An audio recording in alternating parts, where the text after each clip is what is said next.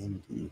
All right. Hello, everybody, and welcome to Honey Badger Arcade. My name is Brian. I'm here with John, the problematic white guy, and we're going to be talking about the week in culture. I'm sorry I missed last week. It was nothing bad happening. It's just that my wife's schedule was really different, and I had some. I'm still sort of like working out the issues with my PC. It seems that for the purposes of running the show, I don't have any issues, but I am narrowing down the culprit and getting to it. So, but because I missed the show, then that means that today's show is going to be extra packed with extra stuff. So, before we get into it, though, John, how are you doing? Oh, awesome as always. It is one of those things. We were going to be talking about this group of women last week, but because they are so insistent on their censorship, it's actually kind of not been a terrible thing because we're not out of things to talk about, because the last week has just been piling on with even more information being able to get exposed and all sorts of stuff. So I think it actually will help the conversation to have a little bit more time to breathe before we are able to get into it. So I think it's helpful to be, let's just say, it's not always best to be first. It's usually best to be like, wait, take a breath, take a look at what's going on, survey the field, and then give some commentary. So I gave it a week. I mean, I had to, because I had to take a week off. But in that time, I was able to, sort of look at what was going on, see how things develop, and get into it. But we have a lot to talk about today. So welcome to the show, everybody. Let me greet the folks in the chat there. Oh, and also I got to pop out my X, because I am streaming to X as well, but it doesn't show me until it's live. So let me just go ahead and pop out one of the chat next targets over there on X. Yeah, X is one of the next targets on the hit list from these women, actually. Oh, I'm sure it is. Okay, so let's see. Hello to Zara Sin. Welcome. What's up on Rumble? Zeranx, Cats, Bits, Tutorials, Gabriel, Master Goa, and Cats Bits, I guess. And Saltpeter Taffy. What's up? Welcome. Okay. Hey, everybody. So let's get into it. Let's just jump in. Let's just jump right in. Right. We got lots to cover. That's right. You probably heard about this collective shout controversy, where this group of they call themselves an Australian anti-pornography group, but they're really just like a feminist activist group engaging in censorship writ large, and they've been doing this for a long time. This is not like a new thing at all. No. And of course, they have gone after Steam's payment processors as a means of getting to Steam. So they're using, Visa, MasterCard to get to Steam, probably PayPal, and others like that, other payment processors, so that they could protect women. And I thought we would look at their website and also look at their history a little bit. Indeed. Okay. So first, let me summarize a little bit. Okay, Collective Shout is an Australian anti-pornography group. They've been campaigning against video games they deem inappropriate, focusing on content involving sexual themes, violence, or abuse. Their efforts have targeted major gaming platforms like Steam and, recently, itch.io, pressuring payment processors to enforce stricter content moderation, leading to the removal of numerous games, like thousands, I think. They've also historically targeted popular titles like Grand Theft Auto 5 and Detroit Become Human, often using misleading claims to push for censorship. Their actions have sparked significant backlash from gamers and developers who argue this represents overreach and threatens creative freedom. So let's go to their website. Let's look at what they're about Collective Shout. Collective Shout is a grassroots bullshit campaigns movement against the objectification of women and the sexualization of girls. Collective Shout is for, they're feminists. Right. So this is a feminist organization. And the thing is that I saw a lot of people, and they still do this. They make this claim that feminism is like old hat. Like, oh, they're so 2014. They're not relevant anymore. That's a lie. Like, they've never gone away. They're still extremely powerful.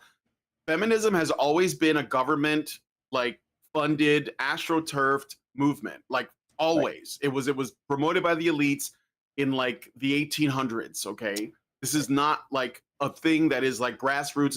It's not just women bitching. That's just what it looks like on the surface. Okay, it's a lot more serious than that. Yeah, And this is a gaggle of useful idiots. You know, and oddly enough, the ringleader is also, you know, like another subject that a person of interest that we talk about here in the gaming space is a journalist. You know, and so like, you know, these feminist journalists sure do seem to be going out of their way to try to, like, you know, for the whole idea of the freedom of the press, right? Freedom of speech, freedom of expression, and they're doing everything they can to shut people down and just make it a place for like elitist viewpoints and perspectives, and it's all too telling, you know, and they don't understand that they are just being, you know, they're a means to an end, and a lot of this is actually coming from, you know, effectively the world's going to end up with an online space that looks like China, and I don't know if that's something that you really want to set out to achieve, you know. But I digress. I'll let you continue. No, it's okay. I think you're being really charitable. I think these people are evil. I mean, yes, they're stupid and work for people who are also evil, but they're evil too because they're going along with it. They're true believers. They know what they're doing. This is on purpose. This is by design, and they use the fact that they're women to get to essentially execute their plans because people can't, like, they have a harder time saying no to women, and so like they'll use that. They exploit the thing that they claim doesn't exist, right? They are effectively gaming the system. You know, and a lot of this, unfortunately, you know, we've been seeing this the year that we've been doing this show. You know, one of our first topics that we've been covering is the whole trust and safety, you know, terms of service policies that are being implemented into games and things like that. Like, all this stuff ultimately is about trying to limit people's abilities to actually just, I don't know, be grown-ups. You know, like, it's pretty insane. Yeah. So anyway, let's get into what they are about.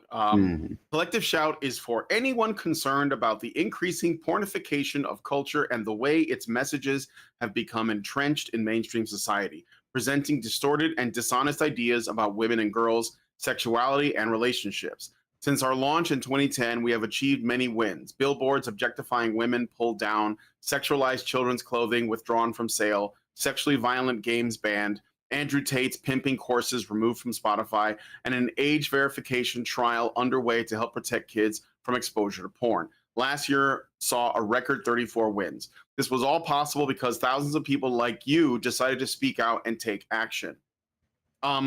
So when they say thousands, they do mean literally just like 1,000 out of the billions of people on the planet. Of course. Not hundreds of thousands, not tens of thousands. Yeah. Thousands. Yeah, for sure. That's why they have to use that word. It's all about language. But let's look at what their claim sounds like on the surface. And this is how they make conservative people useful idiots as well. They claim it's to protect women from pornography. Okay. And so like you get like the people that are kind of like, you know, staunchly anti-pornography online or like anti-gooner or whatever. They buy into this. They support this. They're like, oh, well, that sounds, but you don't understand. These people actually don't give a shit about that because they're gooners themselves. They are like some of the worst. They defended. Do you guys remember that little Netflix show called Cuties? They supported that. They praised that film. And that's straight up like, you know, Pizzagate shit. And they're okay with all that stuff. That's not what this is about. Yeah, and their defense of it was that the messaging is the important thing. It's like, excuse me, these are actual legitimate, you know, 11-year-old girls that had to twerk on, like, you know, dudes and things like that. And so, you know, maybe, you know, maybe that's more of an issue than some CGI rendered character that does not actually exist. And yet, you know, because of their perspective and weird kind of connections, they're willing to make a pass for one thing while at the same time condemning the other. And that's the other thing too that I do find interesting about it. I believe it was the movie back in the 1980s, Witness, I think, with Jodie Foster, where she gets raped on the pinball table, right? Yeah. So, you know, like, these are stories about the human condition, things like that. When it comes to these games that they're targeting to get their ultimate ends met, do I don't have an interest in purchasing these games or anything like that, but I do have a want and desire to keep artistic expression as open and available to creatives, as because that's the whole thing about a legitimate capitalist kind of mindset, is the market will bear out. If there's an audience for it, no matter how niche it is, it's better to have that than to go and try to dictate what isn't and is allowable. Because once you start getting into matters of taste, it's a very slippery slope until you end up living in a complete and utter censorship society, which is what the process of elimination of everyone's interests ultimately becomes. It just makes the world tasteless and empty, and everything becomes drab shades of beige and gray. And so I think that doesn't make for a more robust human experience, and that you have to take the good with the bad. It's kind of one of those things where it's like there's a certain amount of self-determination and accountability that we should all be able to bear out. And just because I don't necessarily agree with something doesn't mean that I can't condone it, because adults are allowed to kind of have like that. You're allowed to kind of have your own. The only way that you maintain freedom and liberty is by being able to actually be brave in the face of diversity of things that you find a little bit abhorrent, but with their with their protection of cuties, as it were. Those are actual little kids. Maybe what you should be focusing on is maybe stewarding the children and keeping them from drag queen story hours and this and that. When they talk about children are impressionable, so we can't have cigarette ads. Right.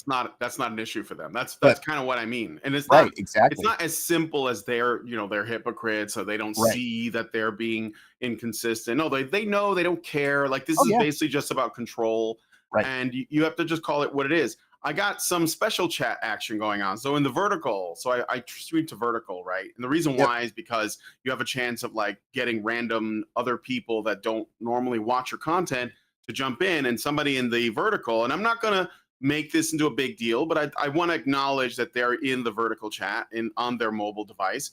Queenie Evergreen says, "You're old men pedophiles that want to see little girls being sexualized, not only in video games, but in real life." So, I mean, obviously you don't know us and you don't know what you're talking about, but I want to use this to basically say, this is exactly what Collective Shout wants people to think. They want people to think that if you say, look, I don't care about whatever you want to call the dark side of Steam or itch.io. I know it exists. It's just like Tumblr. What Tumblr was. I think Collective Shout got Tumblr taken down as well, or they were responsible for a lot of the content being removed. But Tumblr, in that case, they actually had a problem with, from what I understand, let's say work or images that featured children that was inappropriate. I never went to Tumblr, and it's interesting that Tumblr is dominated by women, but I digress. It's just something to consider. But and the thing is that if there could be a conversation about what is appropriate and what is inappropriate, content for people to look at online, and we can have that conversation. But the moment you get the governments involved, and especially governments like Australia, because it's an Australian group of people, they're having an effect on all the countries all over the world. That's a ridiculous thing a ridiculous path to go down. And we don't want these people, even if you disagree with, and look, I have no interest in any of that content either. I just don't think this is the way you, let's say, talk about that or deal with that, because these people will, the goalpost of what is considered inappropriate is going to be constantly moving. I mean, they went after GTA 5. Is GTA 5, child pornography? No, but It's they a went mature after adult it. rated I mean, title. yeah, they don't. It's not about the content. They use what's in it as the pretense to go after whatever they don't like. Right. And So if if you I accept their pretense, they're going to come for everything else. right, and if I could just address this person, you're afraid of a word, you're afraid of a label. You don't actually deal with actual contextual value of things. You Mm-hmm. know, saying like trying to come in here and be like, oh, you're old misogynist pedophiles. How many other buzzwords are you going to use? Because you're the kind of person that this group is aiming towards. Smooth brained, easily compliant and Low pliable, because you IQ. want the appearance of doing good, but you actually don't give two shits. You're probably one of these people who thinks that sanctuary cities are amazing, but you're not going to open your home up to any immigrants or anything like that, because Right. you're counterfeit. You don't even know what you think. You don't even understand the complexities of the world. I worked in a porn shop for a number of years. You know, I saw the human condition in its most raw form. And let me tell you something about the way that humanity works. If you don't give people outlets, then you'll actually see far worse progressions of violence, of abuse, of neglect, of all the things that this is supposedly in the vein of trying to prevent. Sometimes some people need a release valve, and if it takes place in the form of a fiction, that's probably for the better of everybody, unfortunately. But that doesn't mean that just because I condone the existence of this thing, that this is what I'm into. That is Yeah. fucking Again, you don't have infantile to. and retarded. No, it is retarded. You don't have to support it, like in terms of consuming it yourself. But it's not about what I'm for. It's about what I'm Right. against. And what I'm against is collective shout in general, and what they're trying to do. That's what I'm against. Right. I don't care, because the truth is, and it's funny, what they do, it actually affects people on, let's say it affects all gamers. Like a lot of the queer content, a lot of the LGBTQ stuff, Mhm. that is under the umbrella, and a lot of that stuff got removed as well. A lot of the stuff that's kinky that people are into, like the kink stuff, that got taken down as well. So, look, that I don't play any of that shit, but I don't want them to set the tone. That's my Right. point. They're not the ones that should have that right, and they're the ones that are way overreaching, and they're basically like applying pressure to. Now the credit card companies bent the knee to that, Yep. And and it's even worse when you start involving these payment processors, because yeah, ultimately, what do I always talk about? Techno feudal, fascist leaning control schemes and the authoritarianism of money markets that are able to bypass national sovereignty. That's what this does. yeah, yeah, You're playing right into the world that Charles Schwab wants, where you'll own for nothing, sure. be happy, eat some bugs, live in a fucking pod, and you'll have a digital credit score. Yep. So I got some super chats. Thank you guys for that. And then I'm going to read more of their website. And I want to give you guys a timeline of all the shit that these people have done, because they've been around for a while, for longer than I've been doing Gamergate. And I Mhm. think it's kind of interesting to look at their timeline. But Master Goa gives us 5. Thank you, Master Goa. And it says, I haven't looked into Collective Shout, but I'm sure their money trail somehow leads to the WEF. Also, today is the perfect day to check out Brutal John 2, which I did watch the trailer for that after the show I did the other day. And yeah, we'll take a look at it during the cake section if we have time. Thank you, Master Goa. Zeranx gives us 5 after that and says, don't mention that you notice Tumblr, Brian. They'll target you when you notice. I mean, I know of Tumblr, but I never went there. And from what I understand, it's dominated by women, and Mhm. they write a lot of let's Thirst say, porn. thirsty, horny fan fiction. I mean, wait until I know I didn't talk about I didn't have it in mind to talk about the Grok AI Mhm. companion, like the female one that's been making the rounds they've been showing. But Yep. there's a male one in the works, and I promise you, the female one is not going to be nearly as degenerate as the male one is when it No. comes out. I can promise you that, and it's going Yeah. to be women. They're Yeah. like, you're going to see some shit. Oh yeah. It's So it's just like in strip clubs. They have staunch "do not touch" rules yeah, in strip clubs where women are on the stage. But you yeah, go to like a ladies' night kind of situation, they will quite literally blow the dudes that are, you know, doing the dances. Yeah. Like, women get into some very depraved shit. You know, Yeah, for sure. Oh, for sure, for sure. I mean, for sure. Okay. Cat's Bit says, did the banks really bow to the pressure or just use them as a reason to enforce certain policies?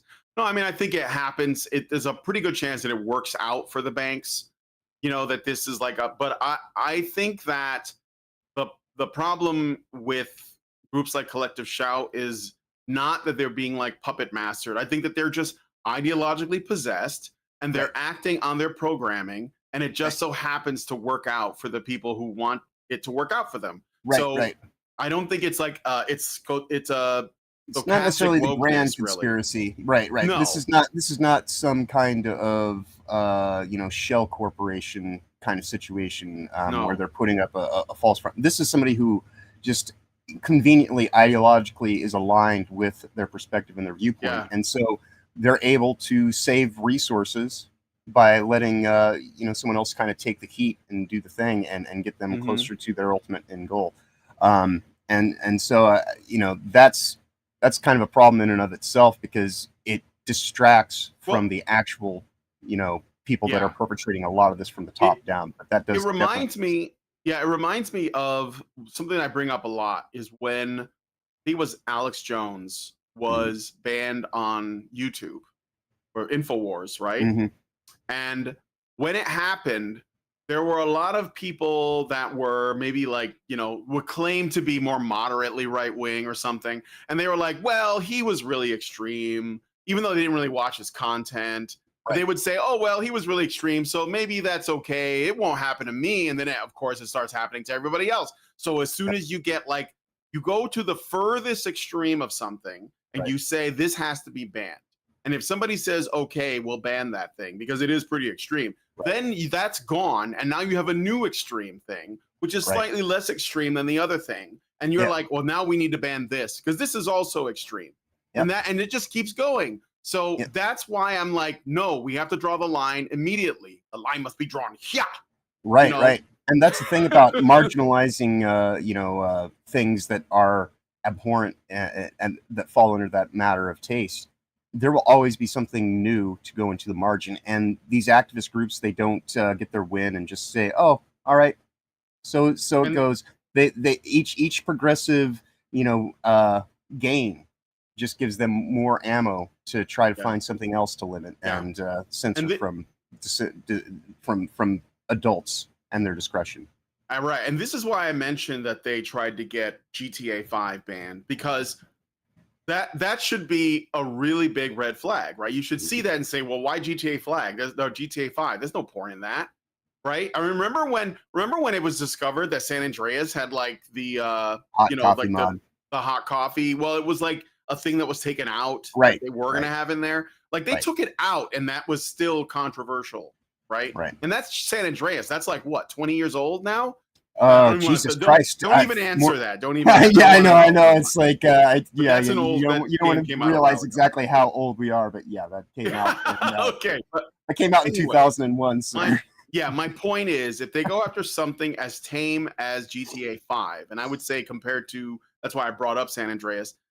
If you think and like Detroit Become Human, I don't even know, like those David Cage games are woke already. But I think that because there are women in the game that could die, and I think the women in the game are all androids too, so they're not even really women. Right. They're just robots. I don't know what their issue with that was. I'll have to come back to that. But my point is that they will claim they're only going after this really extreme stuff, and it's having an effect on itch.io and Steam. And this is like the only way, and this is actually really interesting, it was probably the only way they could get to Steam. Because Steam was, and I think in a lot of ways still is, you know, like the ideal platform for gamers. Right. There is, because it was the least censorious. It was the most welcoming for people who are creating content. But even now, that's what made it the target. That's why I think they went after them. Because if they wouldn't even have to go after, say, Microsoft or Sony. No. Because they're already doing the work for them. Right. They're both already censoring their games and like, you know, changing things around and making the consumer's life harder. Right. And Yeah, the go ahead. ESRB came up with its ratings, back in the late 90s, early 2000s. And one of the ratings on there is AO, adult only. But if you want to have a game published on any of the leading consoles, which are, not so much leading when you actually look compared to PC these days, you cannot get a game published if it is designated AO. So, they already have effective soft bans and work for those institutions and the way that they conduct their business. So, yeah. All right, so let's look at more of the website. So I'm not going to read too much of it, but I wanted to show you what because they're very repetitive. They say the same shit. Right. So our purpose: we are a grassroots campaigns movement, a collective shout against the objectification of women and the sexualization of girls in media, advertising, and popular culture. Our mission is to bring about cultural change and societal transformation through holding corporations, advertisers, marketers, and media accountable for the objectification of women and sexualization of girls, and encouraging strategic social partnerships that uphold the value of women and girls. Our vision is we want to see a world free of sexploitation, where the objectification of women and sexualization of girls is unthinkable. Why haven't they gone after OnlyFans? Right. Why haven't they gone after Patreon? Why don't they go after all the OnlyFans thoughts? Oh, I know, because those are women that will defend what they're doing. Right. Like they'll say, "Oh, I'm choosing to do this," right? This kind of thinking is that because there's a few drunk drivers out there who get into terrible accidents, we have to get rid of cars entirely. Right. Yeah. Right. There are laws in the books for things that go extreme, and it's just it's anytime that they go and they make anti-discrimination, hate crime laws and things like that, they're just putting a hat on a hat.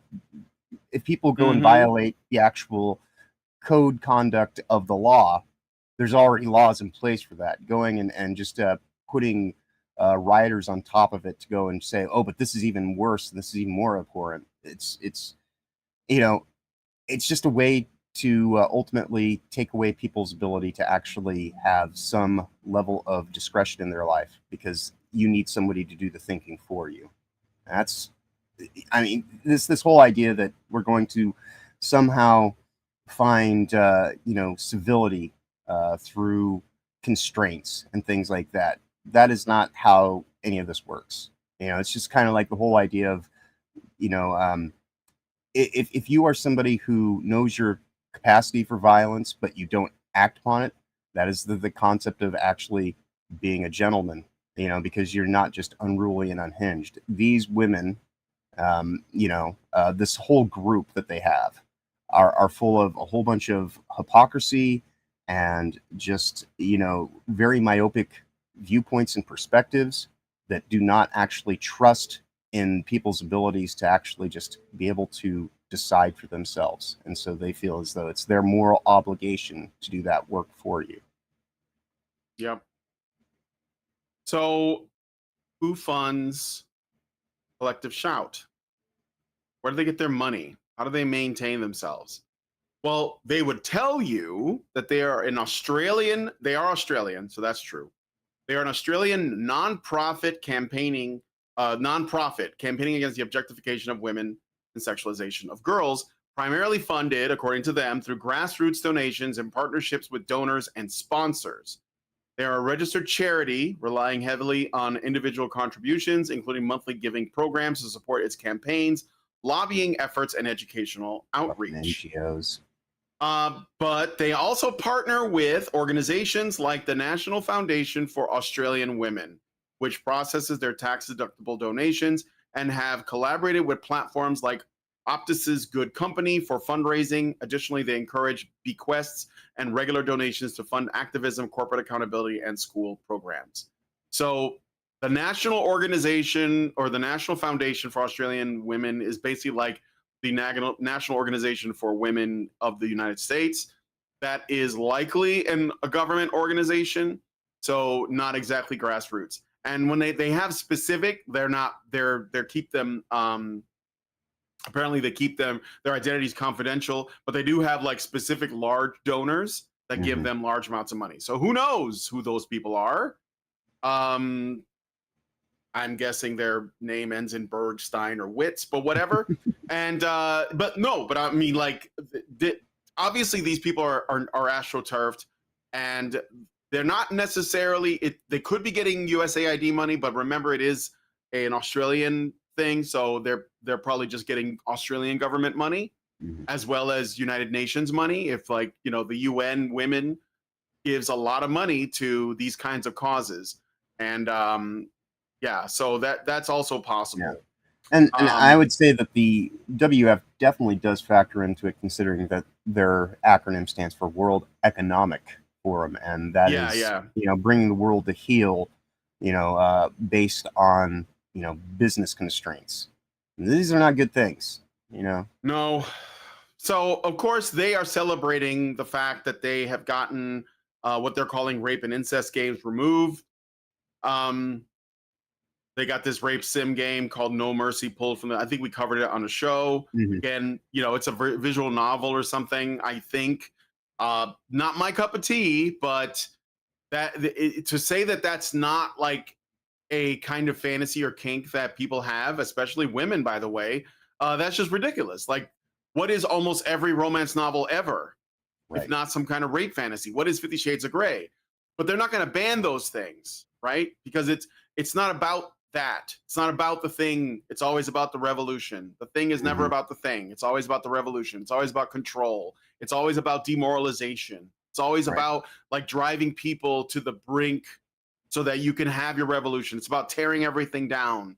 And they never have a plan outside of that. Never. Like, it's like, well, we just burn it all down, and then what? Well, a phoenix will rise from the ashes. That's not an answer. Yeah, that's just nihilism. Right. It's kind of like the weird hypocrisy of a lot of gaming journalists this week coming out against Wu Chang, the new game, because it's, you know, got Wu Chang Fallen Feathers or whatever. Yeah. Because the main character is an attractive woman, but at the same time, they will sit here and talk about how they can't stop gooning over Baldur's Gate 3 fan fiction. Yeah, of course. Yeah. And it's like, oh, okay. So, well, again, your thing's fine. Not trying to ban Baldur's Gate 3. Right. I mean, like, you have to look at what they support, and you can see that, like, nothing that they don't have a leg to stand on in terms of principles. They don't have any. So let's look at a timeline of everything these people have been involved with, because maybe this is the first time you've ever heard of Collective Shout by that name, but you don't know what they've done, or like what things in your, let's say, in the area, how they've affected, like, your hobby. Okay. So in 2009, they were founded. They've been around since 2009 in Australia. In 2014, they campaigned against Grand Theft Auto 5, misrepresenting its open world design to claim it promotes violence against women, leading to its removal from Australian retailers like Target and Kmart. That's another thing that is worth pointing out. Only the United States has freedom of speech. We are the only country that has the First Amendment. Any other country that claims it, they don't. And and they will act against it. Like, you don't have free speech in England. You guys who are English know that, right? But Keir Starmer will sit there and say, we have a legacy of free speech. It's bullshit. Because as soon as you, like, make a bad tweet they don't like, there's going to be cops at your door. Right. And since you are bringing up the UK, something has gone into effect recently over there, is this online protection for children. And they are using that now as a way to censor violence. And you know, so they will use an extreme example, to basically create the gap. And through that gap comes all the other forms of things that can now be censored along with it. Yeah, it's all about setting the precedent. Like, they set precedent with that claim, then all other claims, no matter how ridiculous they are, become easier to make. Right. Because you've already made the first claim and people have accepted it. And most of the time, especially if you make claims about, like, you know, child pornography or something, people are just, they don't even want to look into it because they don't want to see it. So they're like, well, okay, I'll just take you at your word, right? And I understand that. I don't want to know. I mean, like, but I know it happens, right? Right. So, but we should, like, I just think you have to really consider what are their real intentions, because it's not to protect women and girls. It's not to protect children. That's just how they get their foot in the door, right? So, all right. So in 2018, they petitioned to ban Detroit Become Human, alleging it features child abuse and violence against women, despite the game's narrative condemning such acts. And also, again, they're all androids. There are no women or children being, from what I remember, because I have that game and I played it, I streamed it a while ago. And I was thinking about streaming it again. I was thinking about doing like a David Cage, like a series of his games so that we can laugh at them. Because they're stupid but fun. I mean, they're funny unintentionally. But yeah, so this is the precedent they're doing. And again, they are going after people who otherwise are, progressive themselves. So that doesn't mean it's not about progressivism though, because all they're doing is they're essentially saying, look, I'm punching left. Can't you see? You should punch left too. And then some people go, well, the enemy of my enemy, and that's a mistake because it's a trap. They're going to use it to come after whatever you care about too. Maybe you don't give a shit about Detroit Become Human. I don't think they're great. It's a great game, but I don't think it should be censored. I think it should be allowed to exist, Okay. July 11th, 2025. So they laid low for a little while. They published an open letter to payment processor CEOs of PayPal, Visa, MasterCard, etc., co-signed by groups like the National Center on Sexual Exploitation and Exodus Cry, urging them to stop facilitating payments for games with themes of rape, incest, or child abuse on Steam. National Center on Sexual Exploitation. Sounds like a government organization to me. Let's take a look. I'm going to just check real quick. NCOSE. It is an activist group, supposedly a why we exist to build a world where people can live and love without sexual abuse and exploitation. I don't think these people do that. I don't think you can get like an organization to stop this kind of stuff. Right. That is not the place of bureaucracy. Yeah. That's abuse ridiculous. Happens, neglect happens, and just making more laws against it is not actually going to stop. But you see, they wouldn't support, like, I don't know, like putting fathers in their rightful place in their homes because that would be the best defense against abuse and neglect, would be a present father. But they don't support that. They're probably pro-choice, pro single mom, pro welfare state, and they're trying to have their cake and eat it too. They're trying to be like, anti-male, anti-family, anti-natalist, while simultaneously claiming to care about children. I mean, they just can't. I don't think so. Okay. July 15th, Steam begins removing adult games with approximately 456 titles delisted, though some counts are disputed due to double counting or unrelated removals. Valve confirms this was in response to pressure from the payment processors. So I don't blame Valve. I think they were put in a really tough spot and they had to do something. Right. I think they should disavow this behavior, but ultimately I do blame Collective Shout and the payment processors for going along with it, but mostly Collective Shout. Right. Yeah, go ahead. Well, yeah, I mean, this ultimately comes down to Steam is an online-based store. So, when I was living in Washington and I had my medical access, for cannabis, it was cash-only sales because the same kind of thing was in effect. The payment processors would not allow for, purchase to be made for controversial medicines and things like that. And so, and I brought this up last week on a couple shows when we were talking about this issue then. It's kind of impossible to have cash-only sales in an online retail space. So, yeah, they were kind of put in a bind where their hands are kind of tied by the restrictions of the payment processors. And that's ultimately why, what would Jesus do to a money changer? He'd flip over their table and whip them out into the street. Like, that's the kind of level of discretion that we should have in this, is that you can't be allowing groups to just make your decisions for you. You are an adult. You're, of sound mind and reason in theory. But responsibility is a hard thing. It's far easier to be reactionary.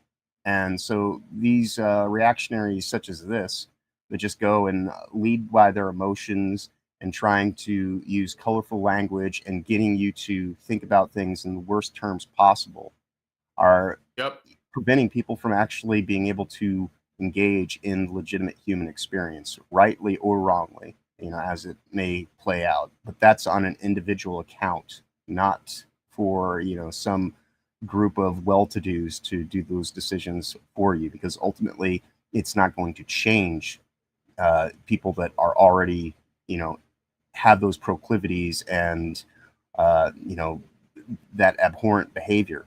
It's just going to make it more difficult for anyone to talk about these things in a responsible, meaningful way, And will there be some weird kink shit that's just kind of like ultimately just insane and depraved? Yes. And if you want a good, view of that, just go to Reddit. You know, go Go to as you Blue said, Sky. go to Blue Sky, as you mentioned earlier. Go to Tumblr, like plenty of these I don't think spaces Tumblr that exists anymore, does it? It does, but nobody goes there. right, Once they right, banned the porn, it died, basically. right. But yeah, it's like like a lot of these people that sit here and talk about how compassionate they are and how meaningful they are to the betterment of everyone. But they are even more depraved because it's like and I've mentioned this before. When I was married to my ex-wife, she used to constantly say, "I'm a good girl." It's like, who are you trying to prove? Who are you trying to convince? You know, because if you were, it would be seen through the conduct of your actions, not just some blanket statement that think of the idea of me. Don't actually hold me to account based on the fullness, the holistic aspect of who I am. And Mm-hmm.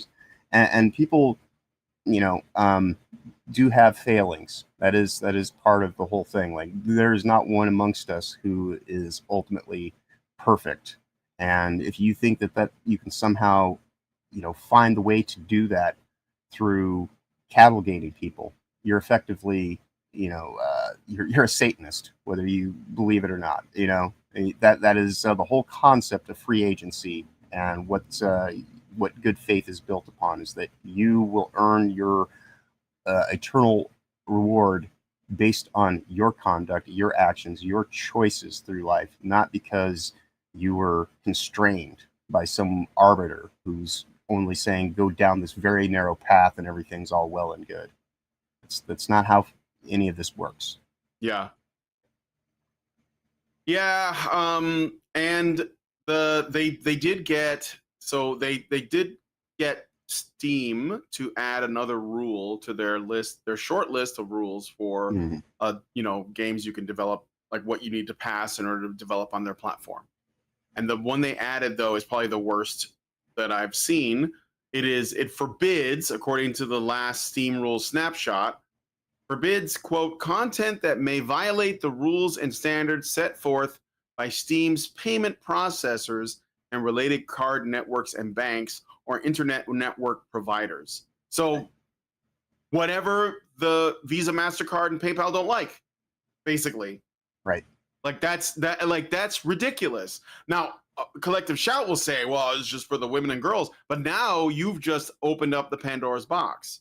Now Right. it can be for anything. So, I mean, we'll see if that changes. But I think this is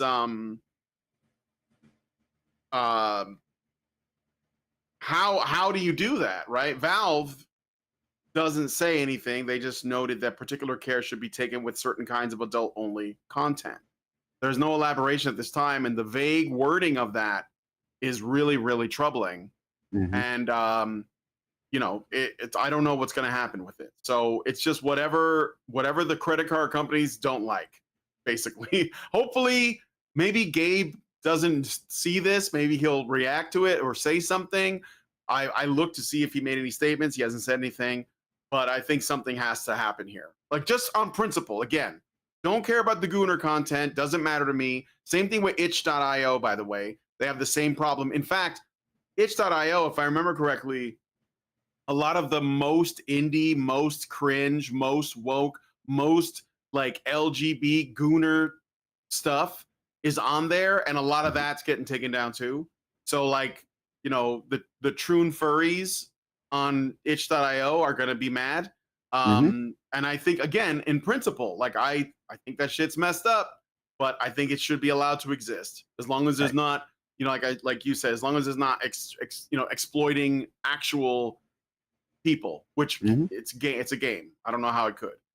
So, but it's a problem is the precedent that you said. That's what ultimately my issue is. So, anyway, itch.io confirmed that it has de-indexed NSFW games due to Collective Shout's campaign targeting payment processors, following a similar pattern as Steam. The group's social media accounts reportedly go private amid harassment claims, which, of course, yeah, it pissed people off. So, Master Goa gives us $5. Thank you, Master Goa, and says, always question nonprofit groups. Yes. Philanthropy is the guise evil elites use to pat themselves on the back for pushing the unpopular, unprofitable. Yes, non-profitable. Exactly. For sure, because they can't make money with their terrible ideas, so they call it a nonprofit. That like so that, you know, they can get money other ways. But it's ultimately it doesn't matter. So let's see. I think that's mainly it. I mean, it's terrible, but it's sort of the main story. So yeah, and if you are interested in finding out more about this, you know, like just before the show began, because I try to be as up to speed on these issues as I possibly can. If you want a deeper dive into some of the exploits of the various women that are in this group, I watched Madam Savvy put out a video. It's about half an hour long, and it is very rich in context and detail in terms of the hypocrisy of the women that are involved in this group specifically. So, you know, if you are looking to find out more about the issues yourself, that is definitely somebody that I could point to that has done very, very extensive research, as she tends to. So if you are looking to find out more, that would definitely be a place that I would point you in the direction of. All right. Well, yeah. For with that said, let us know what you guys think about all of this mess in the comments, and we'll move on to the next story. So, all right. So, we got to talk about Hulk Hogan. Indeed. And yeah, go ahead. I was going to say, I mean, like, obviously, of course, we're going to be talking about his passing, but there are plenty of people who came out of the woodworks this week to condemn him for. Yeah, well, that's part of it too. Right. I'm going to talk about that too, because the Hulk Hogan has an interesting role to play in the whole Gamergate controversy. So indeed. But yeah, I'll reserve my point for later when it's more contextual. Hulk Hogan, born Terry Jean Bollea, passed away on July 24, 2025 at the age of 71 due to cardiac arrest at his home in Clearwater, Florida. The news was confirmed by multiple sources, including his family, via an Instagram post, which stated he died surrounded by his loved ones and requested privacy for the family. The Clearwater Police Department reported that first responders attended a cardiac arrest call at 9:51 a.m., and Hogan was pronounced dead at Morton Plant Hospital at 11:17 a.m. No foul play or suspicious activity was noted, though a standard death investigation is ongoing, because whenever that happens, there's an investigation. Hogan was a transformative figure in professional wrestling, propelling the WWE, well, formerly the WWF when I was growing up, to global prominence in the 1980s with Hulkamania, and later impacting the industry as the leader of the New World Order in WCW. He was a 6-time WWE champion, headlined 8 WrestleManias, and was inducted into the WWE Hall of Fame 2005 and 2020 for NWO. Beyond wrestling, Hogan appeared in films like Rocky III and reality TV shows like Hogan Knows Best. His later years were marred by controversies, including a 2015 racism scandal involving leaked audio with racial slurs, which led to his temporary removal from the WWE Hall of Fame. He was reinstated in 2018, but faced mixed fan reactions, including being booed at a January 2025 WWE event. So on Blue Sky, this is where a lot of the controversy came. So, like, okay, let me go back real quick to the 2018 thing. No, 2015. So Gawker, I forget the guy who ran Gawker. He was like this gay British guy that ran Gawker. and it's on the tip of my tongue, but it doesn't matter. And he was the one essentially that was sort of like responsible for releasing it. It was like a leaked sex tape, and on the sex tape, Hulk Hogan used a racial slur, and they used this to try and destroy his life, basically. Right. One word out of decades of human experience. Yeah, like of all the stuff that he had done, they took that and they used it to destroy him. And then the context of what he was saying, he was effectively saying, "I don't want my daughter dating some rapper," Yeah, sure. Like, and he said, and if that makes me a racist, then that, so be it. It's like, yeah. I mean, it was kind of a microcosm of everything that we've been living through in the past decade since. Because again, that was one of those things where, much like the last thing we were just talking about, let's take some extreme example, something that, like a tempest in a teacup, he was in a consensual, moment of a sexual encounter, and he went and he was saying something in what he thought was the most private, instances of a person's life. And I'm pretty sure that if you put any of us under the microscope, we could all be found to have said something that. I said that. I've said the word nigger multiple times. Oh yeah, I said it just now. I don't give a shit. Right, and like, that's the thing. Right. Oh no, and believe me, I've had this. I've said this before too. When I just say the word, it's like you're gonna get in an uproar because of the word nigger, devoid of the context around it. Then you are, an infantile jackass. Because again, that's one of those things where it's like if you go and you try to say, well, that word is off limits by any means, for any purpose or anything like that. It's like, well, what if you're actually just talking about, what it's actually about, and you're not directing that at anyone? Are we now, you and I, going to be condemned because we've now just said the word out of context to anyone or anything in general in a negative connotation? And I'm sure there will be people who'll be like, they said it twice. Both of them did. I'm sure the person who was in here earlier is just, if they are still lurking about. They probably left. Yeah. I'm just saying, if they were still lurking about, then, they would be like, oh, see, they're even worse. Now they're racist too. Yeah. Whatever. No, none of that matters. So, so Gawker tried to destroy his life, and he sued the shit out of him and won, and essentially bankrupted the company. So it was something funny happened where somebody actually, like on the Wikipedia page for Gawker, somebody changed the Wikipedia page at the time to show the owner instead of Nick Denton, he's the guy I'm trying to think of, Nick Denton. Instead of Nick Denton, they changed his name to Hulk Hogan and said Hulk Hogan is the owner of Gawker. It was funny. My boy CULT-ure, who's like I haven't talked to him in a while, but he made a lot of the Gamergate art. He has like a famous Gamergate strip of like this blimp that's crashing, and it says Gawker on it, and Hulk Hogan standing on top of it, with his fists up in the air. It was kind of interesting, given all the years of fame and fortune that he had leading up to that event. He made far more money in that lawsuit against Gawker than he ever did. Drawing all the massive crowds for decades in the wrestling space. So and it was kind of one of those things like, these people set out to destroy Hogan and ultimately ended up destroying their own capacity to actually run a business. Yeah. Fuck around and find out, right? Which is fine because it needed to go. Like, indeed, Gawker is the worst. They are the worst. But anyway, so Blue Sky reacted very poorly. They were sick and they were cheering for his death.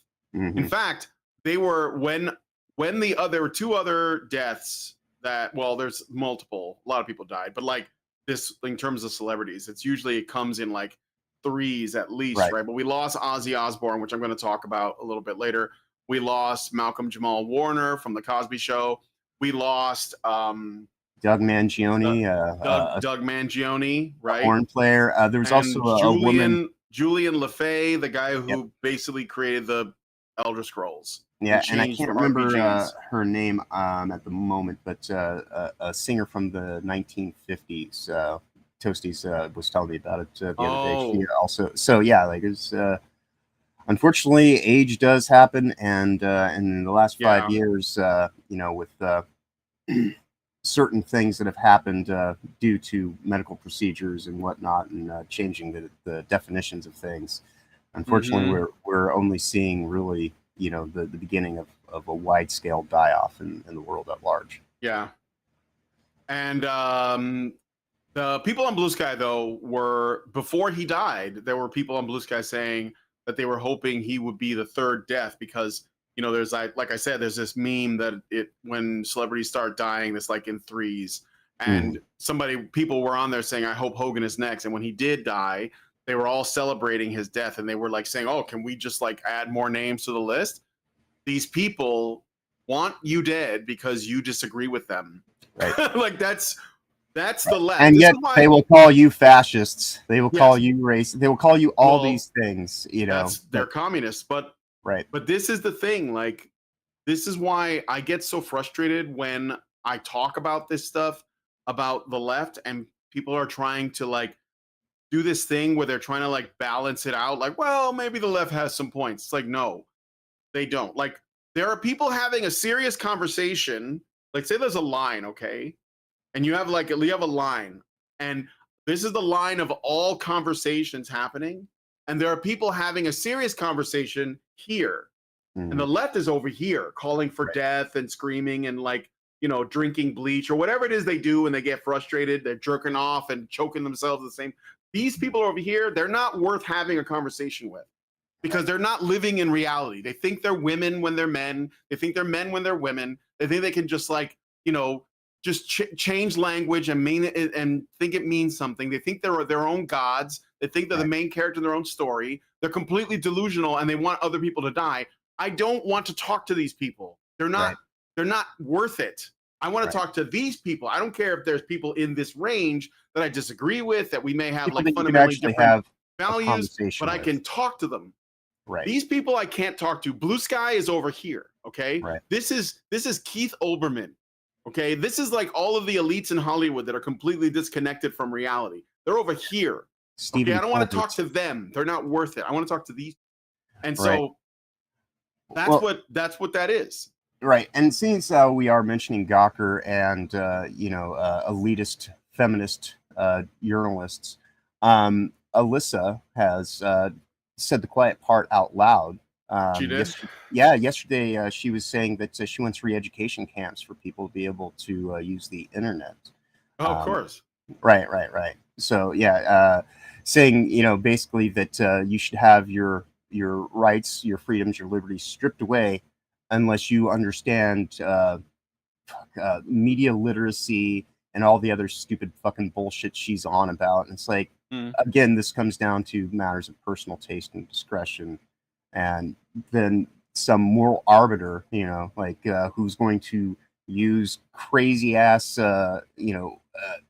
laws that they're trying to get in place, like this concept of stochastic terrorism. The thing that that AOC brought into light. These things are not actually legitimate and real. Just because if there's a wide group of people that are calling you an abhorrent jackass, it's not necessarily the people that need to be censored. It might just be that everybody's come to the same conclusion because you're an abhorrent jackass. Imagine that, Yep. So, so here's some of the stuff that they've been saying, okay? Let's see, there was performative, I'm just trying to find some specific examples of posts here. Here are some notable reaction to Hulk Hogan's death from Blue Sky Sickos. Here, I'll share this. Hierophant X says, Hierophant X, Shelly B, woke, living saint of, this is like fucking long. Jeez. Fuck Hulk Hogan. Please let Hulk Hogan be the third in the rule of threes. Is Hulk Hogan dead yet? I know it's going to happen soon. I just know it. This is before he died. This guy was calling for this. Rest in shit, Hulk Hogan. Kate Bush's husband, real pleasant person there. The racist Hulk Hogan is dead. Fuck the Hulk Hogan then. Fuck the Hulk Hogan now. Fuck the Hulk Hogan forever. They're using a picture of Iron Sheik, but that's not Iron Sheik's words, at least not seriously. Iron Sheik was kind of a weird guy though. So yeah, I mean, like I said, pretty fucked up. They were giving a tribute to him last night, and they mentioned like all of his luminaries that were already also dead, and it's just like, Jesus Christ, man. Yeah, man, it really is. Roddy Piper, Iron Macho Sheik Man died, Macho Man, Randy Savage, Ultimate Warrior right there. Yeah, Dusty Rhodes, as we see, like all Dusty Rhodes, yeah. When I was growing up and I watched wrestling, because I did, I will admit it, my time was the more WWF period where Hulk Hogan was a face, not a heel. I didn't like that whole NWO thing. I didn't care for that. I kind of like walked away from it. But back then, Randy Savage was my favorite heel character. Like he was just so much fun because he was a heel for when I was watching him. Before the madness, before the cowboy hat, indeed. When he would come out with the fringes and stuff, on his, and they play that it's called Pomp and Circumstance. Yep. Yeah, it was good stuff. So, but yeah, I mean, it was sad to see that Hulk Hogan was gone. Although, again, he did get a lot of positive nods. Ric Flair had like nice things to say. Yep. Dwayne "The Rock" Johnson had a heartfelt Instagram tribute, recalling Hogan as a childhood hero. JD Vance said that he was a childhood hero of his. Trump paid tribute as well. Let me see if I can. Chelsea Green, while you're looking for that, Chelsea Green, she is a lady wrestler these days. Chelsea Green. Yeah, she's currently in the she's not like the biggest luminary, but she is a wrestler, and she has now had to because she got a whole bunch of harassment because she went and said something good about him. And of course, blue sky attacks, and gets to the point where she's just like, "Fuck this! I don't need this bullshit just because I actually want to, have a personal anecdotal story about someone that I actually knew." But you people who are full of all your, empty pride and zealous virtue signaling, who can't separate, that one incident from someone's life from the totality of who they are. You're the ones who if you want this kind of strict judgment, be careful what you wish for.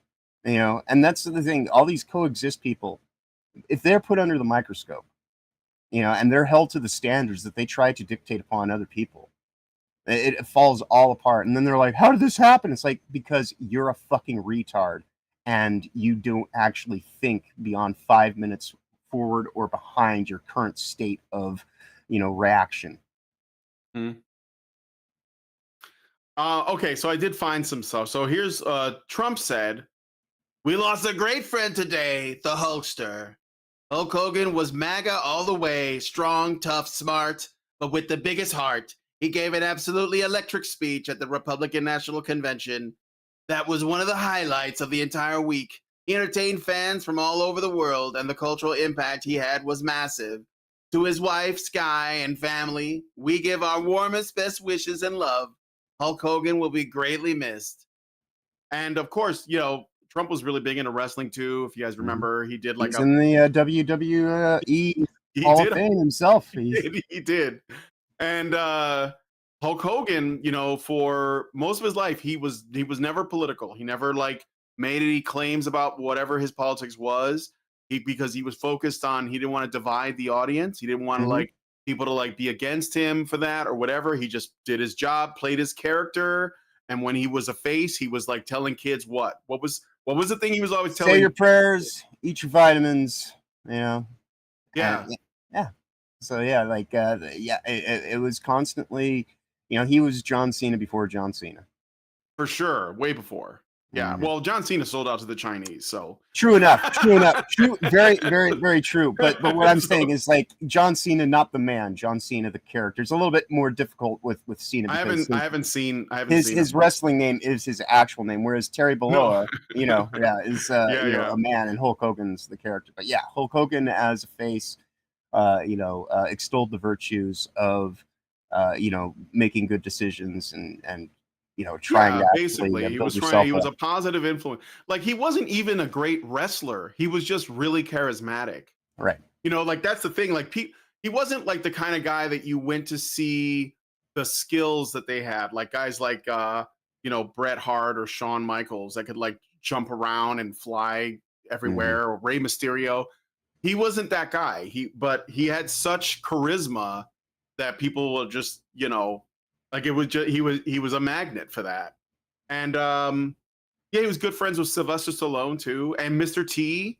I mean, Yep. he's basically an '80s icon. That's it. That's just what it is. So if you're too young to recognize it, I understand. But JD Vance also said Hulk Hogan was a great American icon, one of the first people I ever truly admired as a kid. The last time I saw him, we promised we'd get beers together. Next time we saw each other, the next time we'll have to be on the other side, my friend. Rest in peace. So Stallone said via Instagram, I had the pleasure of meeting this brilliant personality and showman when he was 26 years old. He was absolutely wonderful, and his amazing skill made Rocky 3 incredibly special. My heart breaks. The ultimate male versus the ultimate meatball. If you guys, there's another thing about Hogan real quick. He was 26. That guy's always been balding. That's how high T he is. He was always going bald. Ric Flair said, I am absolutely shocked to hear about the passing of my close friend.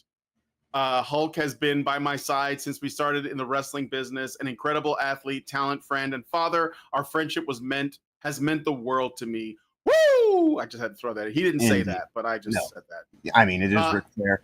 And I just want to mention Ric Flair. He has constantly been beating the 3 count with the Grim Reaper. For sure. His most recent thing, just earlier this year, he was diagnosed with a form of cancer, and he's now cancer free after. Wow. So the nature boy. He is the nature boy, and it is interesting as many times and many struggles as he's gone through and everything like that he is able to persist. Yeah. Unfortunately, someday will come where he too will not be able to, escape. Mortality comes for us all, and that's the thing too about these people who are celebrating the death of someone. It's like you're going to get old yourself, and and if you want to be judged by your weakest moment, especially, and it's not, and again, that whole moment was an invention. It's a private conversation, like in the midst of a sex act, like the most private of privacy that you should be able to have, which was the whole reason why the Gawker lawsuit went forward, is because it's like, dude, that's an invasion of the ultimate form of privacy. Yeah. And so but yeah, it is nice that Rick is doing better himself, and those are some very kind words from him. But yeah. Sure. Well, let us know what you guys think about this Hulk Hogan story in the comments. We have a couple more, let's say, eulogies to cover really quick. Mm-hmm. I don't want to go into all of them just because of time, but maybe if we have time. So, Ozzy Osbourne, I covered it on the last show I did over at Badger Live Streams, but because Ozzy Osbourne was featured in some media, he's been in some movies like Little Nicky, and of course, this game, Brutal Legend. Probably the best thing about Brutal Legend was the cameos from various like metal icons like Ozzy Osbourne. But yeah, he was fighting Parkinson's, and I didn't know that because I guess he was a somewhat private guy. And I don't know if you want to say anything about Ozzy. I mean, he too is another guy who started young. Black Sabbath came about when he was only 21, and it was 30 years ago when Ozfest began, and so like the prolific way that he has been able to reinvent himself and stay relevant through the ever-changing landscape of music and everything like that. Like it is due to his absolute talent, skill, and ability. and even though I'm certain, some people be like, oh, he was best in Black Sabbath back in the day. You listen to like the music that he put out over the course of just the last 30 years as Ozzy Osbourne, and the band that accompanied him, but under his solo recording title. Mama, I'm Coming Home, No More Tears is just, like so many great things. Ozzy is as iconic as it gets. And we are seeing the passing of actual people that will be remembered as legends, only be replaced by all these, just empty suits and false personas and just people that do not have that talent, skill, or ability, but they are platformed into positions because they're compliant and pliable and will ultimately carry water for the profiteers and things like that. And it's it's unfortunate.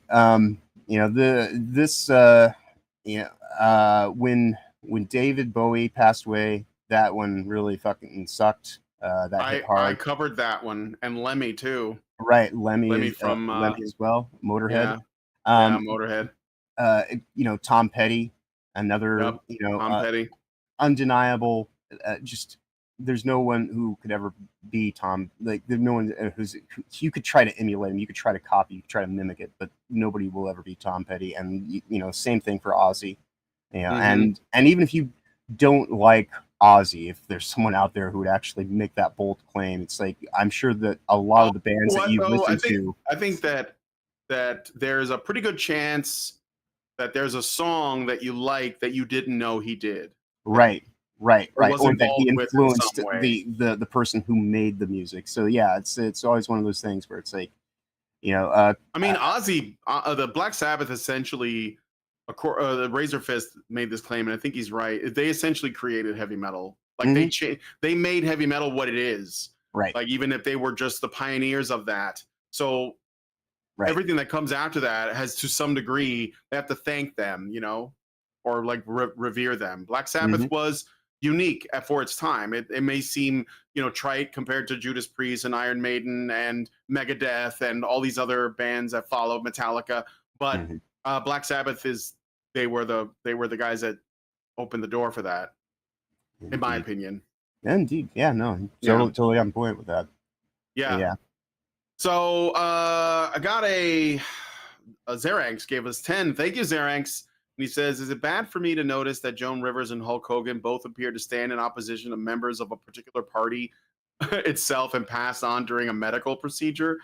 Well, yeah, I don't know about that, but because you have to look at Bob Hope. Maybe he died under suspicious circumstances too. And then Norwegian Black Templar says, Brutal Legend was a fun game. I believe Lemmy Kilmister and Rob Halford also made appearances. Yes, they did.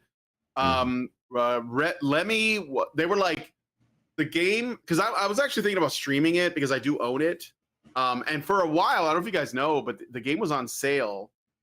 It was offered for free. And it was free for 666 minutes. Yeah, unfortunately, I didn't see your post until the day after all of it was over. And yeah, I was like, oh.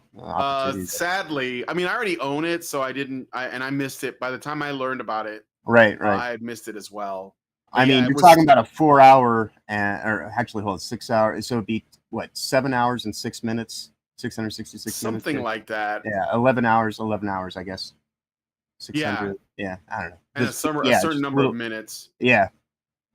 So so it's 600 would be 10 hours. 60 would be another. So 11 hours and 6 minutes. Yep. Well, it's actually right here. Let's see. 666 minutes at the time of this visibility. But yeah, it's past. Time for that is past. But it is. Brutal Legend. I have mixed feelings about that game. Like it was something that could have been great. And it just turned out to be pretty okay. I feel like I should play it again, though. What I didn't like was it went from like an action adventure game with like, open world elements. There was like a hot rod you could drive. There was lots of upgrades. And then it was like a real-time strategy or like tower defense thing. And I didn't like that as much. And it had like multiplayer or something too. I think that it tried to do too much, and it like just kept it to.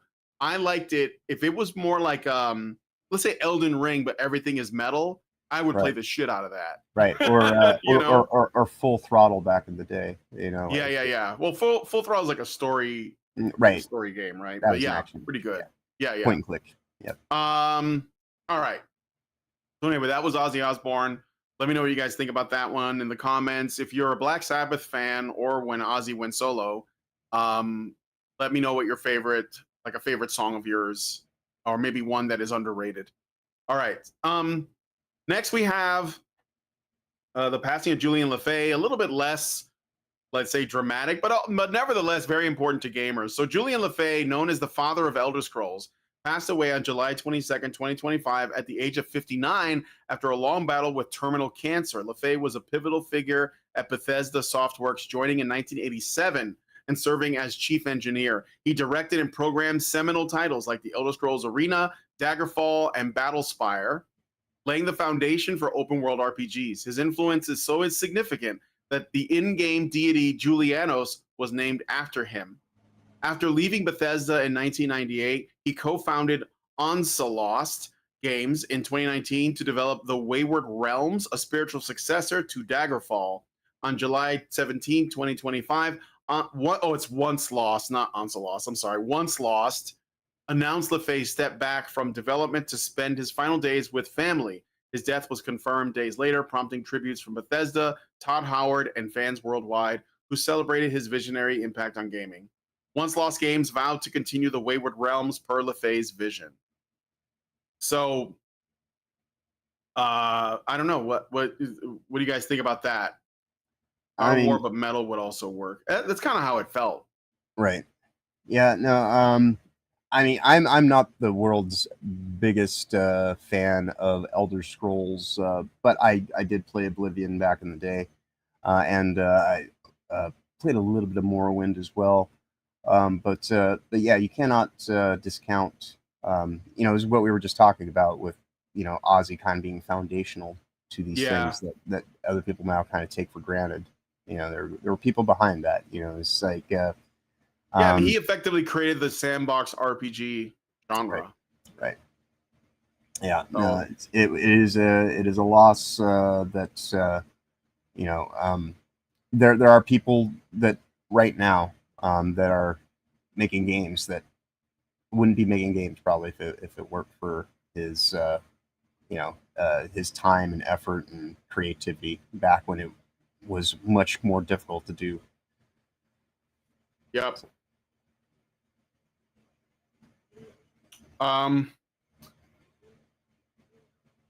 So let's see what you guys are talking about there.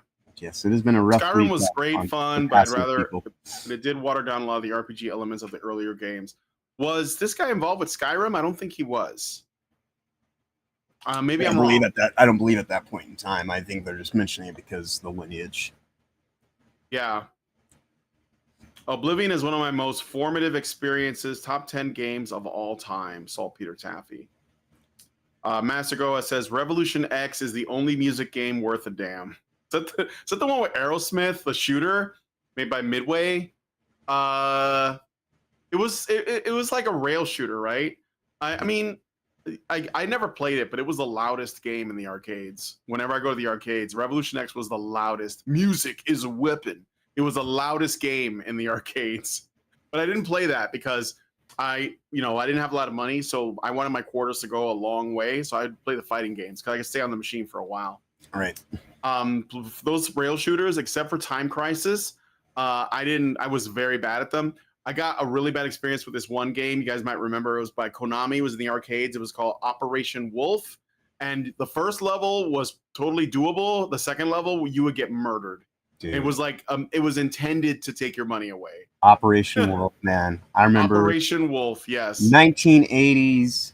I'm in a little nowhere town. And I mean small by 1980s standards. And yeah, we had a locally owned diner, and I put so many quarters into that game.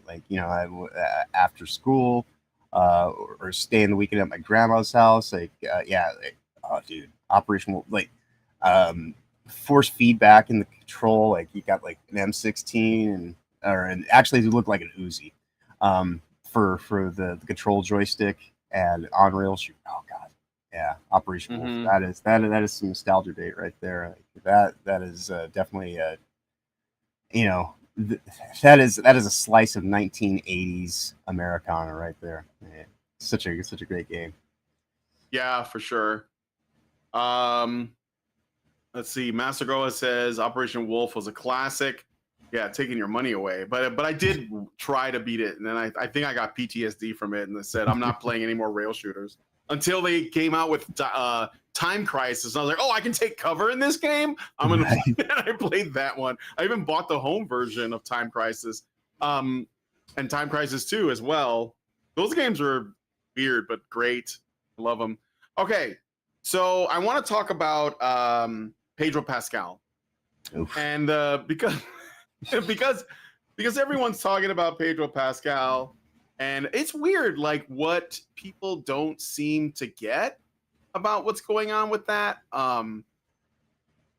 So they're doing like the promotional stuff, the marketing tour, whatever, for the Fantastic Four First Steps. I'm not going to talk about the movie because I'm not watching the movie. Right. But I do want to talk about the conversation around what all of the various like shoots and commentary and stuff about what's going on with them. So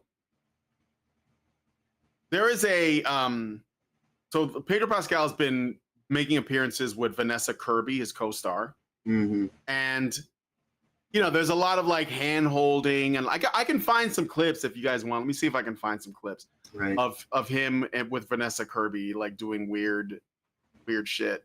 Yeah. Or at least people think it's weird. So let's see. Pedro. It's like some kind of crazy leftist woman with an emotional support animal. Like a little. People are claiming that here's one. So people are claiming that well, I'll just show this clip.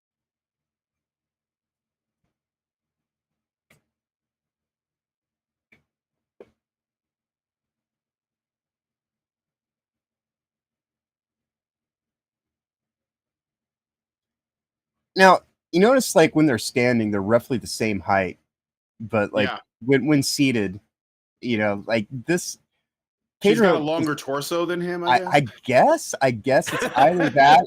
I mean, it must be, or like he's sitting slouched, or But I think that Pedro Pascal is like he is the visage of the emasculated male of what they want modern masculinity to be, and it's interesting seeing him kind of in this beta cuck kind of role next to a woman who is far more assertive and dominant in these situations, which I guess is kind of Fantastic Four's shtick as well. Like he's not necessarily the leader in the role of Reed Richards. I had a few people yesterday tell me, "Oh, it's good. You guys should go watch it." And I'm like, never gonna happen. Not even if you paid me. I made good. When I draw a line, I'm like, that's it. I'm out. I'm fucking out. Like I'm done with Disney. Well, they're bullshit. Yeah, for sure. But I mean, this isn't about, like I said, I'm not talking about the movie or anything like that. I'm gonna use it to talk about something else. Right. So Norwegian Black Templar, I'm not. Don't worry about the sound. It's you don't have to hear it. It's not relevant. But I don't know if I can, because I'd have to like go into my audio settings to like fix things. My point is, what people are reacting to this like there's something really inappropriate happening, which yes, you could argue, but it is Hollywood. Vanessa Kirby is married, not to Pedro Pascal, right, to somebody else, and she's pregnant on the in this, at least in this clip here, right? Not with Pedro Pascal's baby, right? But because they're promoting the Fantastic Four, they're doing a whole act on the carpet. Like they're playing up this, they're trying to get people talking about it by acting like they're involved in a way that they're not. Right. And people are using this, like this goes back to this clip here, because the claim is and I don't know how this rumor got started. I assume it was put out by the media, like they planted the seed of this. Oh, he has social anxiety, so he needs to like, basically have his hand held or something like that. And it just so happens that it has to be by like a really attractive woman. Right. Like not like some dude like Willem Dafoe isn't gonna hold his ass so that he can feel calm. It's got to be Vanessa Kirby. He's not doing this with Bella Ramsey because she's not attractive, but even though he is her co-star, and they're claiming that, or at least some people are reading into this, and they're thinking that there's some weird like a PSA sitch, who I tend to disagree with a lot on things, shared this, and he says people wonder why young men are getting angry and turning against society. The Pedro Pascal Vanessa Kirby coverage is the perfect example. All these weird articles and comments gushing over these two seeming to have an open affair. No one cares about Vanessa Kirby cheating on her husband, or at best making him publicly look like a cuck. If Pascal was married and he was cheating on a woman, the vibe about this would be completely different. Most people would be outraged. Kirby's husband better get a paternity test. There's about a 99% chance she is cheating on him. This guy doesn't, this is low IQ commentary. Yeah. They are doing this for the cameras because they're promoting a movie. Now, I wouldn't be surprised if it also happens to be the case that Vanessa Kirby and her husband have like some kind of open marriage agreement. It's a very common Hollywood. thing. It's Hollywood, baby, in the words of a certain Snow White actress. And I think that like to get bent out of shape over this, which is obviously fake, as a matter of fact, I'm telling you right now, I think Pedro Pascal is gay, and I think that they're trying to push him as a new man, and I say that N-U-M-A-N. He's a new man, or he is representative of new masculinity, and I'm going to get into that. That's the point of what I'm saying here. But first, I did get another super chat. Zeranx gave us 5 and says, I don't know what the problem is, guys. I see nothing, absolutely nothing for which Pascal could be made to suffer for later. He's a good boy. Oh, yeah, not to say that he wouldn't get Me Too'd at some point in the future if he like steps out of line.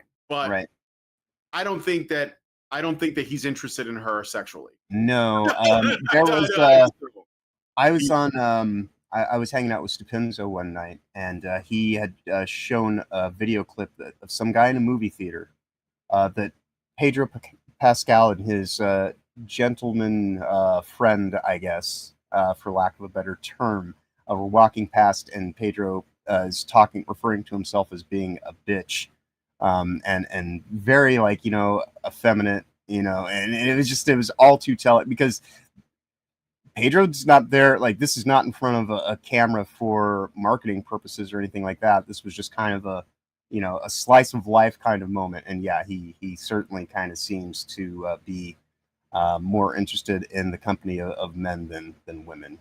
So the idea of him getting Me Too'd seems a little bit remote to me. Well, I mean, he could get Me Too by a man, but yes, I suppose. So okay, so I wanted to do what I wanted to do was show you guys, give it a little bit of a comment on this idea of the new man, or the Marxist social man, because that's what's going on here. Hollywood and the media industrial complex, whatever you want to call it, the cathedral, they have been trying to deconstruct masculinity for decades, and they're trying it for multiple ways. And the reason for this is very simple. Men who are like in their comfort zone of being men, who are just fine being men, and they're not being lambasted or attacked for what they are the most dangerous thing to these people. Okay, a man. This is why they don't want fathers in the home. This is why they want to like essentially abuse and traumatize boys as early as possible. It's why they push for circumcision, even though it's not a religious practice. It's not. Right. I mean, unless you're Jewish or Muslim. But they push for that, or they normalize that. It's why they what? Oprah needs her foreskin cream, man. Yeah, she needs her face cream. That's right. It's why they are constantly like, when you look at how men are portrayed in our media, they're either idiots, they're man children, or they're evil. they're rapists, they're horn dogs, whatever it is. And that's all negative unless of course they're trying to like celebrate a man, in which case they become passive and emotional. There was a recent Pixar film, I think it was called it was with the elementals. So it was like a water guy and like a fire woman or something. And the water guy was like, I didn't watch it because I was done with Pixar a long time ago. But the water guy was male, and he was constantly crying and he was really emotional. This is what they want men to be, because they want men to be controllable. And that's how you do that. So they think that men are like women. This is their fatal flaw, though. See, women are actually influenced by popular culture because they're interested in, for the survival of them and their children. They tend to look at the world and say, okay, how do I get along, go along to get along? And so they tend to like go along with whatever they think the wave is, because it's the safest place to be as a woman. You can't really be like an upstart. You can't really be like, causing problems. Instead, they become the police of the status quo because they see the status quo as normal and they enforce the normal. They're always holding on to the window, and they'll do it with violence, but they'll do it with proxy violence. Like you'll see like with the immigration protests going on in California, or, just like leading up to the Trump election, how many women were on TikTok saying, is somebody going to kill this man, assassinate him, stop him, right? They weren't going to do it themselves, obviously. But what women are really good at is asking men to do stuff for them. Right. And so that's what they were doing. So this propaganda that we call our entertainment media is really effective on women. It's how because women are looking at it and they're saying, well, what is the way to be? Oh, I see. It's this. These are the things you have to believe, which is why, they promote things like being single, being a girl boss, not having kids, aborting your kids, cheating on your husband. Like, it's everywhere, right? Reality TV, which isn't real. And all of this, like all of these shows about, degeneracy and cheating and, whatever, that's all pushed on women. And they just think, well, this must be what it is. So I'm just going to do it because it seems normal and everybody celebrates that. But that doesn't work on men as well. So what they have to do is they have to try to reshape masculinity and then make it look sexy so that women, because they are influenced by this stuff, will go, oh, that's what I want in a man. Right. I want a man like Pedro Pascal because he's the new man. And what is that? Well, I'm going to tell you. New masculinity is a term that has emerged in online discourse, particularly within certain internet subcultures like feminism, to describe a modern, often satirical or critical reimagining of traditional masculinity. It's not a formally defined concept in academic or Marxist frameworks, but rather a loosely used label in social media and cultural commentary, especially on platforms like X. So what is the core idea? New masculinity refers to a version of masculinity that either embraces non-traditional traits, so it's like anti-masculine, it embraces emotional vulnerability and rejection of stoicism, which is an important trait that everyone should have, by the way, not just men, or exaggerates traditional ones in a performative, ironic way. It's often tied to online communities like manosphere groups, gamers, or meme culture, where it can be both a critique of toxic masculinity and a pushback against progressive gender ideologies. The term is sometimes used to mock what some see as traditional masculinity, as influenced by modern feminism, while others use it to advocate for a healthier, more inclusive masculinity that rejects rigid stereotypes. It also reflects a satirical take on hypermasculine ideals, blending humor with cultural critique. So while it's not directly linked to the Marxist concept of the social man, it can view it as a response to capitalism's commodification of gender roles or the alienation of men in a post-industrial society where traditional labor-based masculinity is less relevant, at least according to Marxists. However, new masculinity, as discussed online, is more a product of cultural debates than a Marxist construct. But they are trying to make a connection because the Marxists, the feminists, it's all the same shit. Their whole thing is, as long as people are able to sustain themselves, then they don't need the state. Right. And so they have to like create a new kind of man that like Pedro Pascal himself has said, strongly desires to be on the right side of history. So this is what he has said, okay? And he's described himself as an immigrant, which is, so what? Did you come here legally or not? Right. So he is the face of this thing. And again, I don't even know that any of the shit that he says is actually stuff he actually believes. I don't know if he's just saying it because Hollywood has made him the guy, and they're like, okay, now that we've put you in every movie, I have Pascal fatigue, by the way. Now that we've put you in every movie, you have to basically share our talking point. You have to be our avatar. You have to be the avatar of new men. And so that's what he's doing. So I just thought I would share that. I don't know if you guys have any thoughts on that, but yeah, no, he is very much an empty vessel that is having an ideology poured into him. Basically, for all that you're saying is it's pretext for programming, and this was existing before he became their compliant, pliable, carrier of water. But and after he's gone, they'll have someone else who's even more effeminized, and I mean, he's not the only one currently. Timothy Chalamet couldn't really Timothy Chalamet is another one. What's that singer guy too? The English guy he wears dresses. Jonas, one of the Jonas brothers. Nick Jonas? No, I was thinking about a different guy. Harry Styles. Oh, Harry Styles. Yeah, Harry Styles. These are all. You're absolutely right. These are all the new men, and the actual masculine guys. Like, I'm not talking about guys that are just muscular, because those guys are cucked too. I'm sorry, like The Rock. No, I'm talking about guys like Charles Bronson, Clint Eastwood. Like, they were just like dudes that didn't put up with shit, and they had. And that doesn't mean that they were like illiberal or whatever. They probably were pretty liberal, but the point is they were just men, though. Stallone. They didn't want their masculinity to be challenged, or at least, like, let's say, manipulated or distorted, undermined, undermined, exactly. And all these guys are willing to sign that contract. So I got the impression that Pascal favored men when I saw him in Game of Thrones. Oh, he was on that show? I never watched it. I mean, I watched the first season of Game of Thrones, and I was done. I was like, nah, this isn't for me. Too nihilistic.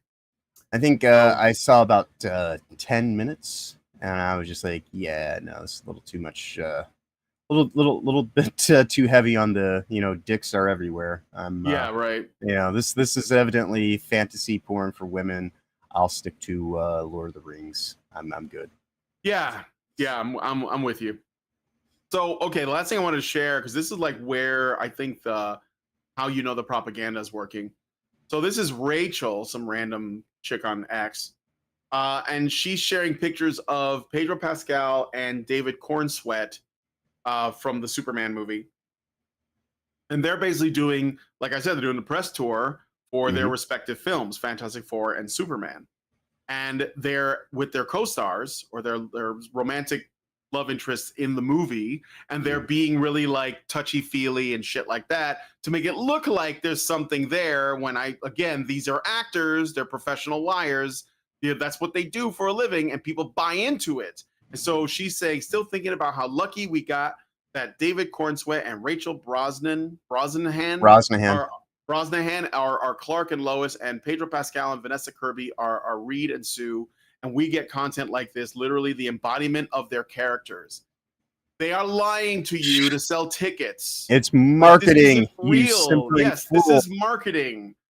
So don't fall for it. None of this is real. How is it there are people who still think that anyone at Hollywood tells the truth? Like, what? The CG monsters in their movies are more honest than these people. Indeed. God, it's don't fall for this, guys. Don't fall for this. If Pedro Pascal hadn't criticized J.K. Rowling last month, then nobody would be batting an eyelid at the way he and Vanessa Kirby act with each other. This is what happens when the right have their shitty behavior called out. The nonstop attacks are just boring now. It's not an attack to be. Look at what is this? What is he wearing? Right, dude. This guy is not straight. Is that Joaquin Phoenix? I don't think he's straight either, though. But anyway, yeah, I mean, like, anyway. So, wearing a tank just top and a scarf. yeah. Those do not go together. What the hell? Frank Blaskowitz says, "Can we have straight leading men again?" Well, we'll have to create a new studio for that. I mean, like, I think the last leading man that's still straight is probably Tom Cruise. And I think he's gonna retire soon, unfortunately. Well, he might act until he dies. Like, as I don't know, he seems like that kind of guy. But yeah, I don't know that there's much else going on. Tank top, that was a wife beater. Yeah, well, that's what a tank top is. Yeah. I don't think he beats his wife. Yeah. That's why I don't like the name wife beater. Because that's kind of like, yeah, I don't know, it's kind of bullshit. Okay, so did I cover everything? I'm gonna look and see, because I feel like there might be something else that I did not get to, that I intended to get to before we get to the cake. So I just want to make sure. No,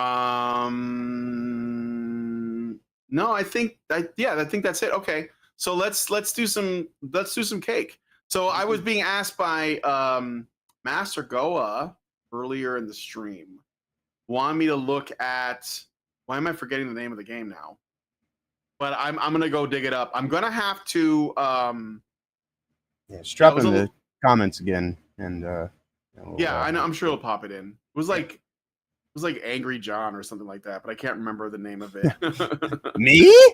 No, not you. I know. I'm problematic, John. I may have put it in my Steam wish list. Right. It's basically a boomer shooter. Yeah. Have you seen Grandpa High on Retro? Brutal John 2. Thank you. Brutal John 2. Yeah. Have Grandpa, I seen what? Grandpa High on Retro. It's a game that looks like Grand Theft Auto Vice City. It is made specifically to emulate a PS2 era game, and it's kind of like Bad Grandpa, that movie that came out. Jesus Christ, the world's getting so it's so long ago now that even came out. But that's a game that looks pretty interesting, and it looks like it's now available for Steam, or it will be very soon. Yeah. I'll look it up. Let me see if you guys can hear the audio. No, it's not. Okay, hold on a second. I may have to like unshare it and then reshare it. Yeah, because seems like. Well, while you're doing that, I just want to mention share tab audio. Yeah, go ahead. Yeah, I just want to mention because we make it a point here to do these shows to try to highlight independent games as much as possible, because it's that whole thing about we could sit here and we can piss and moan and complain about things, but there has to be something actionable. And in that same vein, the Real Life Fake Wizard has created a thing called fakeportal.com for also highlighting more indie games and things like that.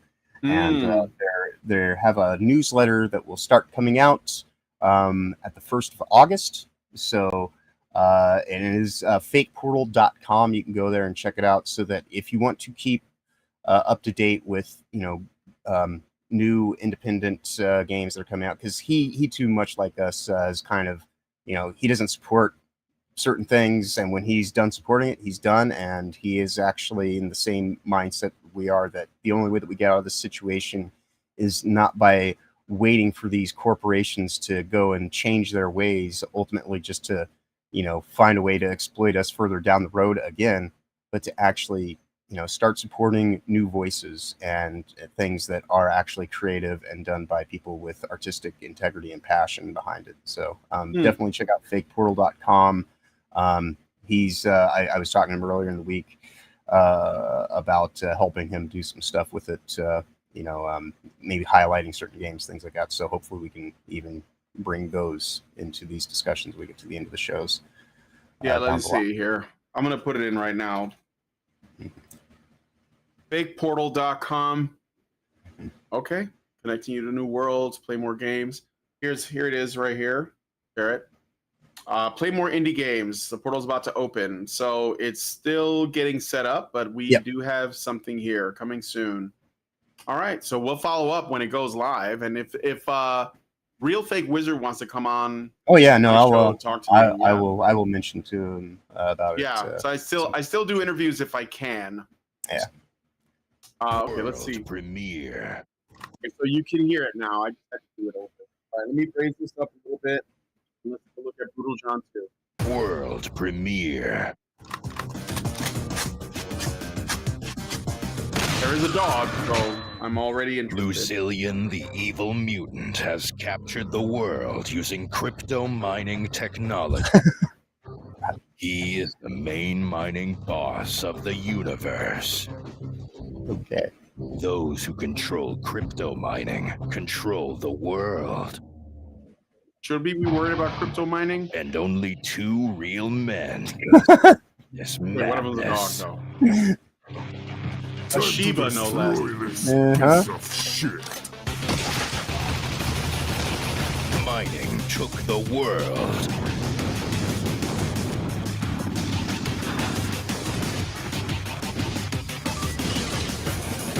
This is absolutely insane!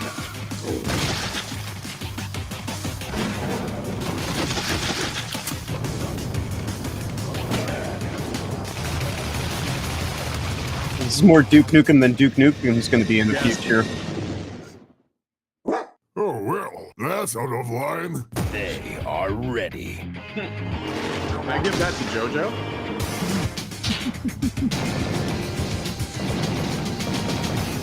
To destroy mining tech.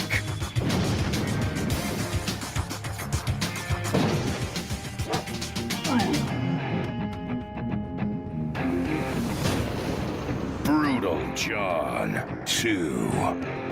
Play the demo now. That's pretty great. Yeah.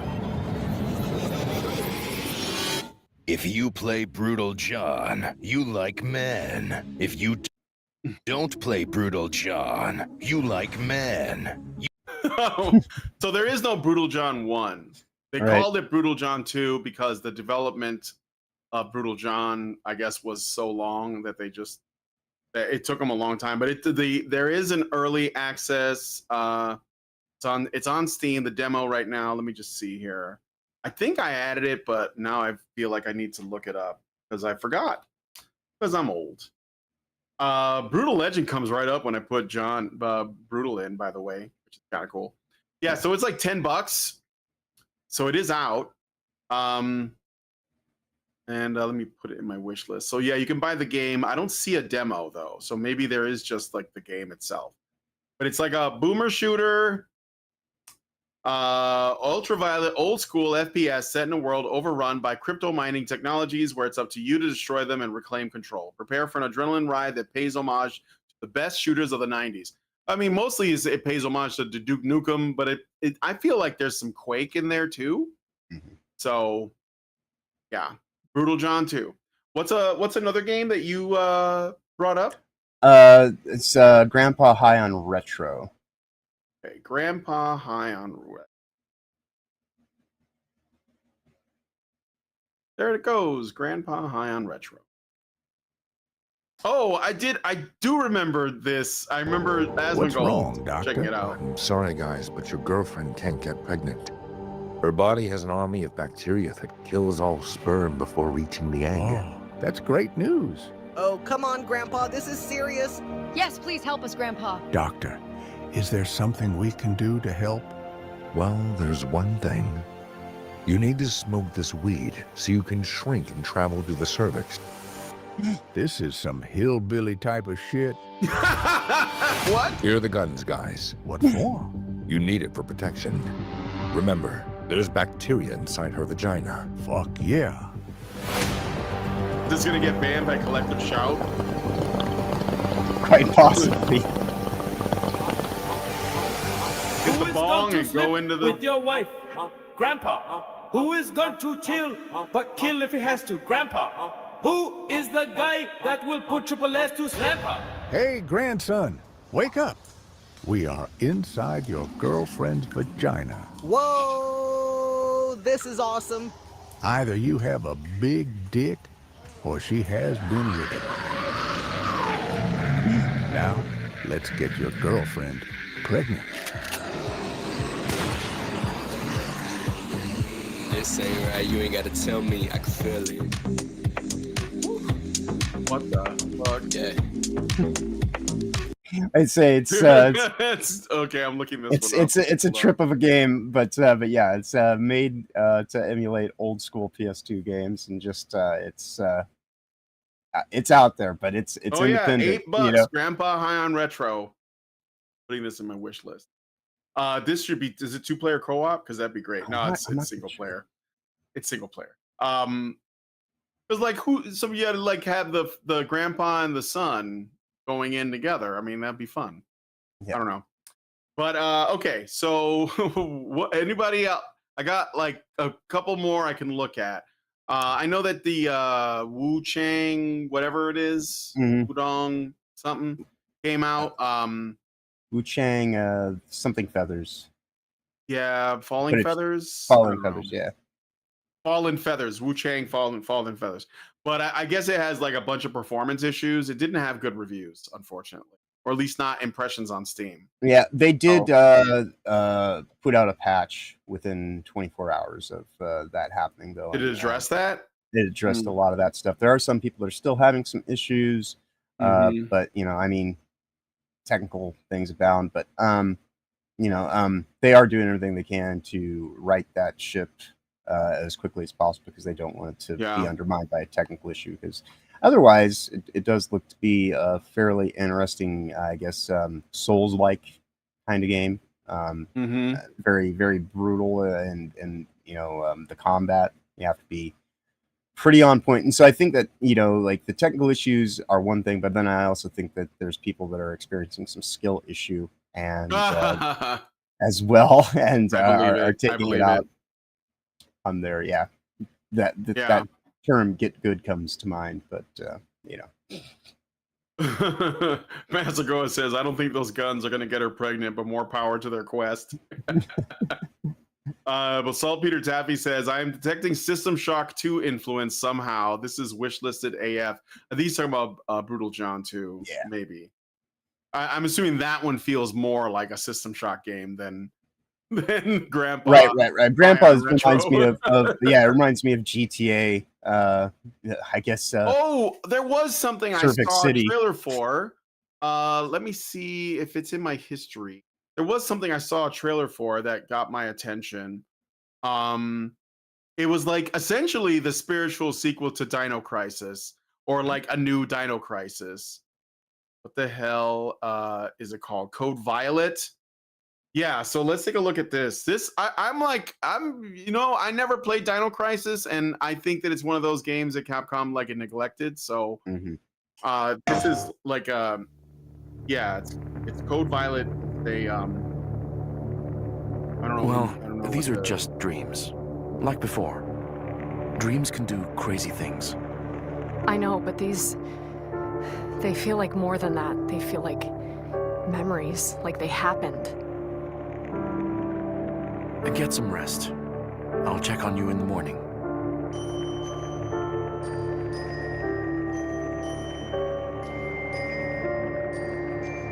Some Mozart.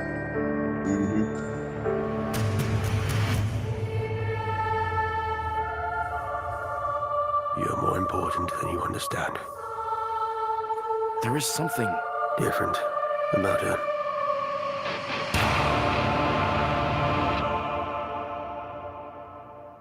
Hey, a woman that looks like a woman. A woman that looks like a woman. Who'd have thunk it?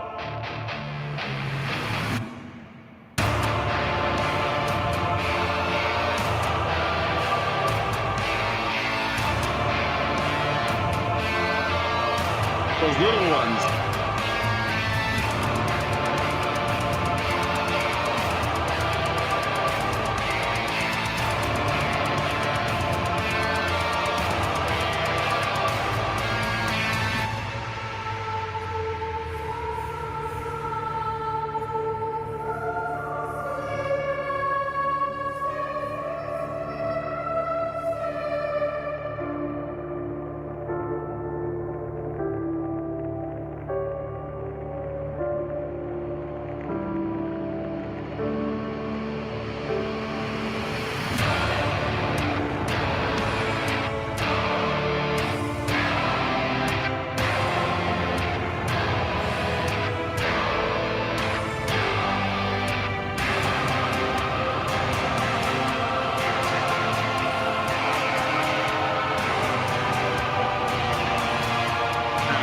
lizard man hybrid thing.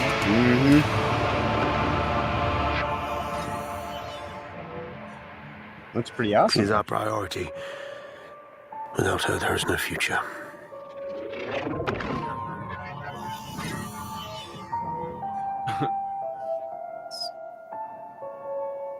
We'll see. I mean, I'm willing to wait and see like what it's like. Comes out in November. I don't know. Like, I don't know if it's unfortunately it's only available on PS5 though. Only on PS5? What? Oh well. I guess I'm not playing it then. Yeah. Well, it'll make its way to Steam soon enough, as all things do. Huh? I said it'll make its way to Steam soon enough. Yeah, it will. I mean, you spend all this time and money on, on leasing a AAA game to just one console, and not even like a popular one, because I don't think that this generation of consoles is doing very well on the market. So, we'll see. Only in a video game would you survive being bitten by a giant T-Rex. Yeah. Well, just a T-Rex. I think they're all pretty big. But anyway, so those are the trailers that I have right now, and we are at right about the time we've got to quit. So we're gonna wrap it up here. What do you guys think about the games we just showed off? Are you interested in? I'm interested in the Grandpa game, to be honest. I think that'd be really fun to stream, as well as Brutal John too. So thank you guys for that. I'm still gonna be doing some White Boy Summer. So be on the lookout for more Metal Gear Rising Revengeance on Monday, and then I might, maybe in the week later, I'll play some Brutal Legend or something else. So, nice. All right, John, where are you going to be? Go ahead. Well, in my personal time, I'm playing Death Stranding again, the first one on very hard mode, now that I've got it for Steam. But tonight I will actually be over on Daramuth's channel for his Rumble Squared show, where he gets various creators together to talk about the state of Rumble and kind of things that are working, things that need some work, and just a general kind of conversation about how it's progressing as a platform.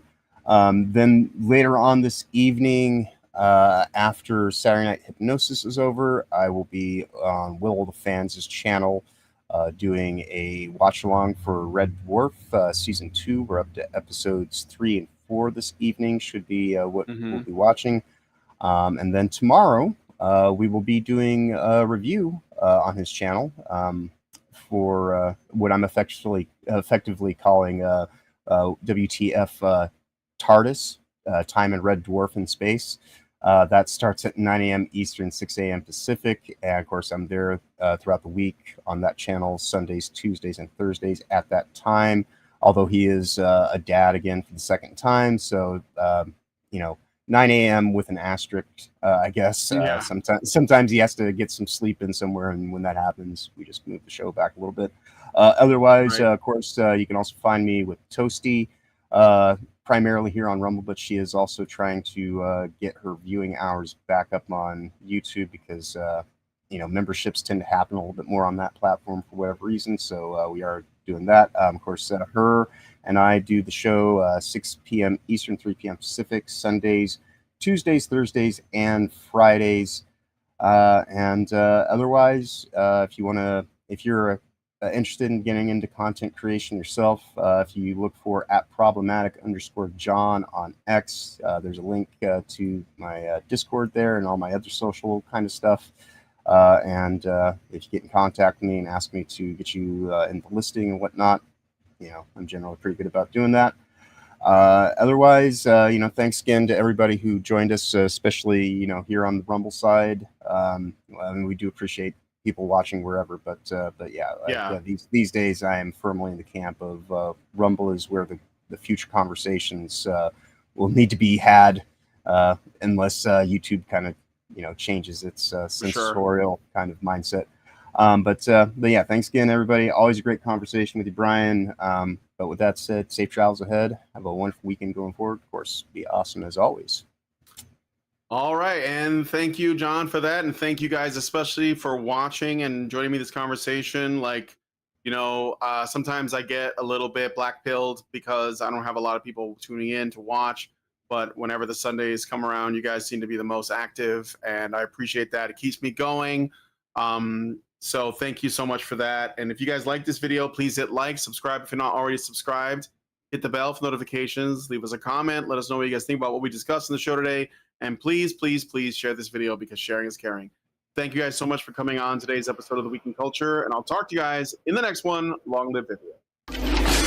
With the glass ceiling broken, all the oppressed groups shall prosper, especially the most oppressed group of all, gamers. I want people in the industry to be a little bit louder about people being mean to other people, and maybe say it's not a good thing. Yeah. Maybe say we don't want you around if you're going to be a cunt. Yeah. And hateful. And that the games industry is diverse naturally. Not because anyone's making them be diverse. Because the world is diverse, you stupid motherfucker. And if you have a problem with that, come fight me. Physically. Bitch. Has anyone taken you up on that yet? No, because they're all pussies. Yep. Down here, salt is a way of life. Obviously, the environment down here is all salt. The ceiling's salt, the floor is salt, the walls are salt, and to an extent, the air is salt. And you breathe that in, and you can constantly taste the salt.